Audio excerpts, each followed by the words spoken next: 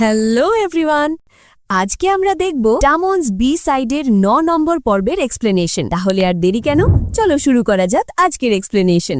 আর হ্যাঁ, ভিডিওটা লাইক আর চ্যানেলটা সাবস্ক্রাইব করতে একদম ভুলো না কিন্তু। এপিসোডের শুরুতেই আমরা দেখতে পাই আমাদের ওরিকে, আর সে এখানে তার হোমওয়ার্ক করছিল, মানে তার সামার ব্রেকের হোমওয়ার্ক কমপ্লিট করছিল। আর তার ধ্যান কিন্তু হোমওয়ার্কের দিকে ছিল না, বরং ছিল ট্যামন আর কিনোশিতার দিকে। মানে সে এখানে ট্যামন আর কিনোশিতার সেই রাতের কিসের ব্যাপারে ভাবছিল। এখানে একটু বলে রাখি, গত এপিসোডে আমরা দেখেছিলাম যে একটা ভুল বোঝাবুঝির কারণে ওরির মনে হয়েছিল ট্যামন আর কিনোশিতা হয়তো কিস করতে যাচ্ছিল, যদিও বাস্তবে এমন কিছুই হয়নি। ওরি সেই ঘটনায় বারবার ভাবছিল আর মনে মনে নিজেকেই প্রশ্ন করছিল, আসলে সেদিন কি হয়েছিল? ওরা কি সত্যি সত্যি কিস করেছিল, নাকি সবটাই আমার দেখার ভুল? এই চিন্তাটা তাকে এতটাই অন্যমনস্ক করে দিয়েছিল যে সে পড়াশোনায় মনই দিতে পারছিল না। এই দৃশ্যটা থেকে স্পষ্ট বোঝা যাচ্ছে যে ওরির মনে কিনোশিতার জন্য একটা সফট কর্নার তৈরি হয়েছে। সে কিনোশিতা আর ট্যামনের ঘনিষ্ঠটা একদমই সহ্য করতে পারছে না, আর এই ব্যাপারটা তাকে ভেতর থেকে অস্থির করে তুলেছে। এরপর সিন শিফট হয়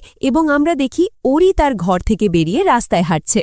সে নিজের হোমওয়ার্ক নিয়ে টেনশনে আছে। সে ভাবছে, গরমের ছুটিতে কত জায়গায় ঘুরলাম, কত মজা করলাম, কিন্তু সবচেয়ে জরুরি কাজ মানে হোমওয়ার্কটাই করতে ভুলে গেছি। এটা একদমই ঠিক হলো না। এইসব ভাবতে ভাবতেই সে সামনের দিকে এগিয়ে যাচ্ছিল, আর ঠিক তখনই তার নজর পড়ে কিনোশিতার উপর। সে দেখে কিনোশিতা রাস্তার এক কোণে দাঁড়িয়ে একটা ম্যাপ দেখছে আর খুব চিন্তিত মুখে বিড়বিড় করছে। কিনোশিতার এই অবস্থা দেখে ওরি নিজেকে আর আটকাতে পারে না। সে লুকিয়ে লুকিয়ে কিনোশিতার উপর নজর রাখতে শুরু করে, আর আমরা দেখি কিনোশিতা আসলে পড়াশোনা করার জন্য একটা শান্ত আর সস্তা জায়গা খুঁজছিল, এমন একটা জায়গা যেখানে সে নিরিবিলিতে নিজের হোমওয়ার্ক শেষ করতে পারবে। ওরি লুকিয়ে থেকে ভাবে, ও এখানে কি করছে আর ও কি একা? এরপর আমরা কিনোশিতাকে দেখি যে রাস্তা দিয়ে হাঁটতে হাঁটতে নিজের সাথেই কথা বলছে। সে বলছে, আমি গরমের ছুটিতে ফেস ব্যান্ডের সাথে ক্যাম্পে গেলাম, সবকিছু করলাম, কিন্তু নিজের হোমওয়ার্কটাই করতে ভুলে গেলাম। ঠিক তখনই তার চোখে পড়ে দেওয়ালে লাগানো ফেস ব্যান্ডের একটা পোস্টারটা ছিল তাদের আপকামিং একটা শো এর, যার নাম সুপারনোভা।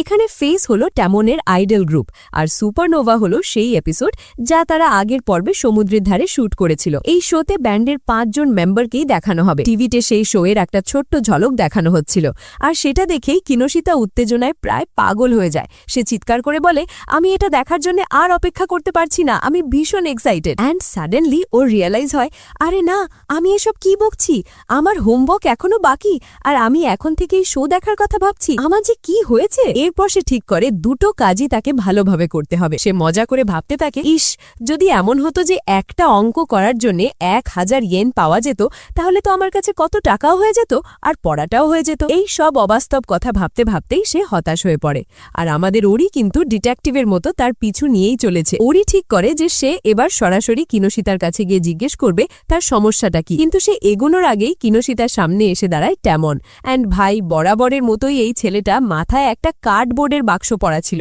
আর আমাদের কিনোশিতা বলে, ট্যামন, তুমি এখানে কি করছো, আর তুমি এটা কি নিয়ে আসছো? ট্যামন বলে, ও কিনোশিতা। আর ভাই, ওদের দুজনকে একসাথে দেখেই ওরি আবার একটা কোণে লুকিয়ে পড়ে। তেমন জানায় যে সে স্কুলের ইউনিফর্ম আনতে গিয়েছিল। কিনোশিতা অবাক হয়ে জিজ্ঞেস করে, দুটো ইউনিফর্ম কেন? তোমার কি দুটো ইউনিফর্ম আছে? তেমন উত্তর দেয়, না, একটা আমার আর একটা ওরির। এই কথা শুনে কিনোশিতা আরো অবাক হয়। সে বলে, ও, তাহলে তুমি ওরি কোণের ইউনিফর্ম নিয়ে যাচ্ছ, এটা তো খুব ভালো কথা। অ্যান্ড সাডেনলি আমাদের মেয়েটি রিয়েলাইজ করে, কি সত্যি? তার মানে তোমরা একই স্কুলে পড়ো? তারপর সে শিউরে উঠে বলে, কিভাবে পারো তুমি ওই গরিলার সাথে থাকতে? ভাবতেই আমার ভয় লাগছে। আড়াল থেকে ওরি সব শুনছিল আর রাগে গজগজ করতে করতে বলছিল, হ্যাঁ হ্যাঁ, এমন ভাবে কথা বলছে যেন আমি কিছুই শুনতে পাচ্ছি না। কিনোশিতা তখন ট্যামনকে বলে, তোমরা ছেলেরা কত লাকি, তোমাদের স্কুলে মেয়েরা নিশ্চয়ই তোমাকে দেখে খুব খুশি হয়। ট্যামন বলে, না, তুমি ভুল ভাবছো, আমি যখন ক্লাস করি তখন স্কুলে কেউ থাকে না, আমি সব ক্লাস রাত্রে নিই, তাই স্কুলে গেলেও সেটাকে ঠিক স্কুল বলে মনে হয় না, কারণ সেখানে আমি ছাড়া আর কেউই থাকে না। এরপর তেমন জিজ্ঞেস করে, সেসব ছাড়ো, তুমি এখানে কি করছো? কিনোশিতা তার সমস্যার কথা খুলে বলে। সে জানায়, আমার বাড়িতে ছোট ভাই বোনেরা সারাক্ষণ চেঁচামেচি করে আর খেলাধুলা করে, তার উপর আমার পোষা কুকুরটাও ওদের সাথে লাফালাফি করে। ওই হট্টগোলের মধ্যে পড়াশোনা করা অসম্ভব, তাই আমি একটা শান্ত জায়গা খুঁজছি। তেমন বলে, ও,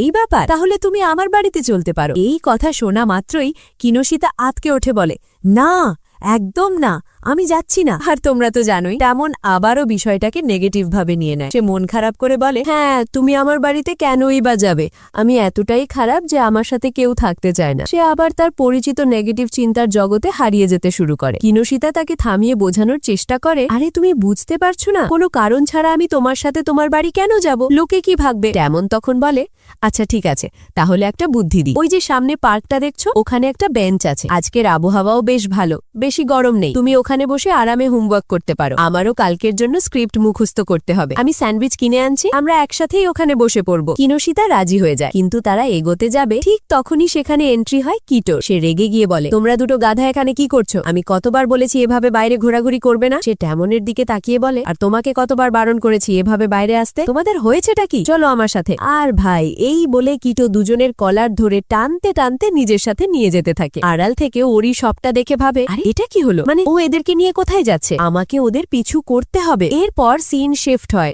এবং আমরা দেখি কিটো ওই দুজনকে তার ঘরে নিয়ে এসে বকাবকি করছে।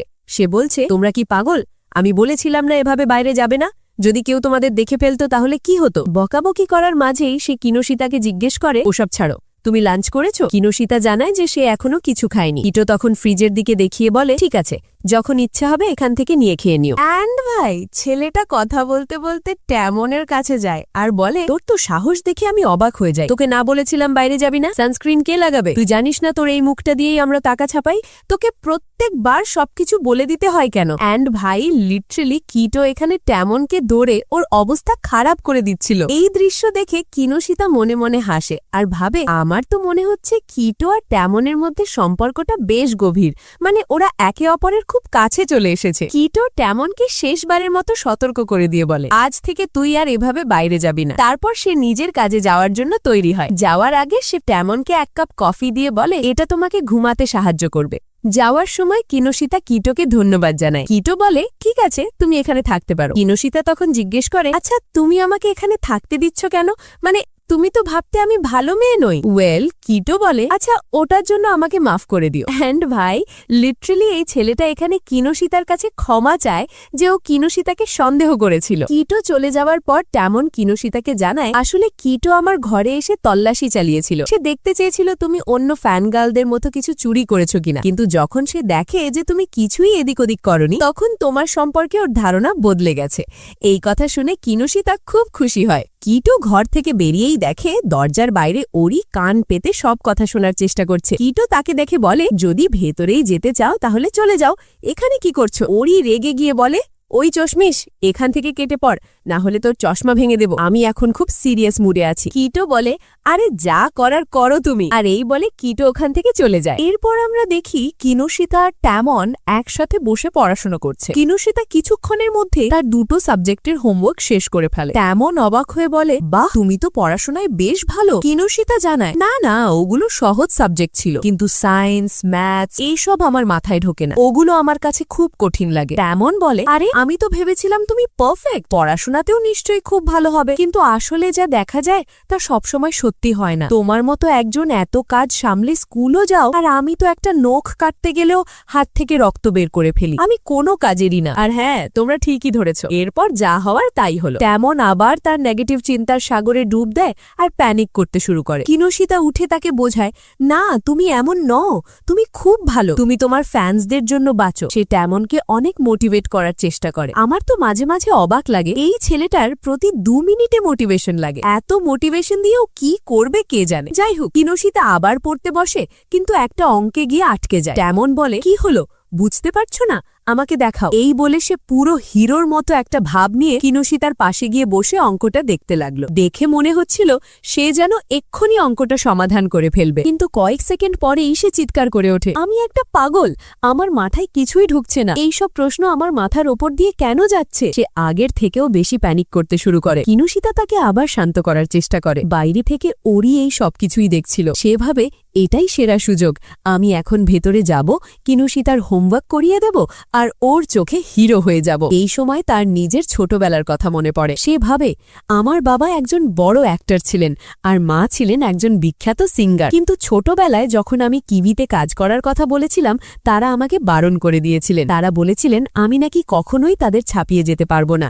সেদিনই আমি ঠিক করেছিলাম যে আমি তাদের ভুল প্রমাণ করব, আর আজ আমি সেটাই করতে যাচ্ছি। এই সব ভাবতে ভাবতে ওরই ঘরের দরজাটা প্রায় ভেঙেই ভেতরে এন্ট্রি মারে। সে সোজা কিনুশিতার কাছে গিয়ে বলে, চিন্তা করো না কিনুশিতা, আমি তোমার সব হোমওয়ার্ক করিয়ে দেব। ওরের আগমনে তেমন বিড়বিড় করতে থাকে, বাহ এইটা তো খুব ভালো হলো, ওড়িয়ে এসে যাওয়ায় তোমার হোমওয়ার্ক তাড়াতাড়ি শেষ হয়ে যাবে। ওরে ধমক দিয়ে বলে, তুমি মুখটা বন্ধ করো তো, তোমার বকবকানিতে আমাদের ডিস্টার্ব হচ্ছে। এই কথায় টামন আবার দুঃখ পেয়ে যায় আর নিজেকে দোষ দিতে শুরু করে। কিনুশিতা এবার ওরির ওপর রেগে গিয়ে বলে, ওরিকুন তুমি টামনের সাথে এভাবে কথা বলতে পারো না, ও খুব ভালো আর অনেক পরিশ্রম করছে। ওরি টামনকে পাত্তা না দিয়ে তাকে দোকান থেকে কিছু কিনে আনার জন্য পাঠিয়ে দেয়। আর বেচারা টামন ওরির এক কথাতেই তার জন্য জিনিস কিনতে চলে যায়। টামন দোকানে গিয়ে কিনুশিতার পছন্দের জিনিসগুলো মন দিয়ে কিনছিল। অন্যদিকে ওরি কিনুশিতার সাথে কথা বলার জন্য সুযোগ খুঁজছিল। সে এমনভাবে অভিনয় করছিল যেন কিনুশিতা তার উপর ইমপ্রেস হয়ে যায়। আর এখানে কিনুশিতা ইমপ্রেস হয়েও গিয়েছিল।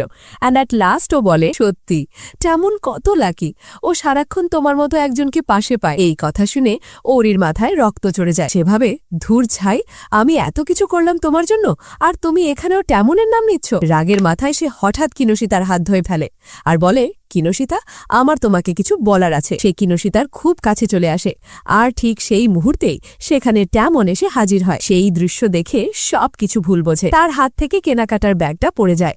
সে দৌড়ে গিয়ে ওরির হাতটা কিনুশিতার হাত থেকে ছাড়িয়ে নেয় আর বলে, ওরি আমি তোমাকে বলে দিচ্ছি কিনুশিতার এসব পছন্দ নয়, তুমি ওর সাথে এমনটা করতে পারো না। কিনুশিতাও ওরিকে একই কথা বলে, হ্যাঁ আমার এটা ভালো লাগেনি, তুমি আজ যা করেছো সেটা একদমই ঠিক করনি। এরপর কিনুশিতা ওরিকে বোঝায়, ওরিকুন তুমি এমনিতেই খুব ভালো, তোমার তেমন হওয়ার চেষ্টা করার কোনো দরকার নেই। তোমার নিজের ফ্যান আছে, সবাই তোমাকে ভালোবাসে, তুমি যেমন তুমি সেভাবেই সবার কাছে প্রিয়। এই কথাগুলো ওরির মনে গিয়ে লাগে, তার যেন চোখ খুলে যায়। সে মনে মনে বলে, হ্যাঁ তো তাই তো, আমি এতদিন ধরে কেন তেমনের সাথে নিজেকে তুলনা করছিলাম। আমি সত্যি একটা বোকা, কিন্তু এর পেছনে হয়তো আরো বড় একটা কারণ আছে, আর সেটা হলো আমি কিনুশিতার প্রেমে পড়তে শুরু করেছি। আর হ্যাঁ, এরই সাথে এই এপিসোডটা এখানেই শেষ হয়ে যায়। ওরি অবশেষে নিজের মনের কথা বুঝতে পারল, কিন্তু এখন কি হবে? সে কি তার ভালোবাসার কথা কিনুশিতাকে জানাতে পারবে?